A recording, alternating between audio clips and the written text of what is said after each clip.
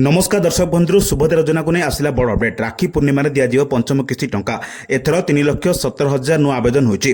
तेबे आपण नाम ए योजना अच्छी ना कटि जाइए जानापी संपूर्ण वीडियो को देखु। चलतु रेट नगर खबर पर नजर पकेबा। राखी पूर्णिम बंटाइब सुभद्रार पंचम किस्ती एने प्रक्रिया शेष पर्यायर पहुंची।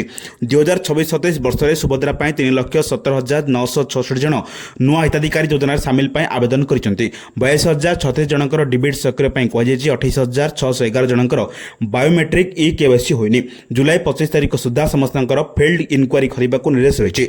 आज लोकसेवा भवन में सुभद्रा योजनार समीक्षा पर उपमुख्यमंत्री प्रभात परिड़ा सूचना देते। सूचना अनुसार नुआ आवेदन डिबिट इ केवाईसी फिल्ड वेरिफिकेशन बा बैंक लिंक नहीं जो समस्या रही जुलाई 25 तारिख पूर्व तार इनक्वारी सारे को निर्देश रही।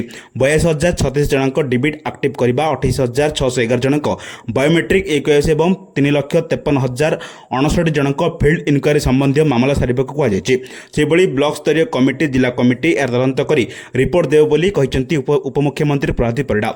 जुलाई 25 तारिख भितर फिंगरप्रिंट दे आवेदन प्रक्रिया संपूर्ण करने को निर्देश रही। या पूर्व जो 5 एकर जमीन है किंतु से योजनार बाद पड़ते से फिल्ड तदंत अभियोग करेंगे। प्रथम जदि आवेदन करुवे एवं कौन किस्ती पाई नथिबे ताहले से योग्य विवेचित हेले एककालीन पंच किस्तीर टंका पाइबे।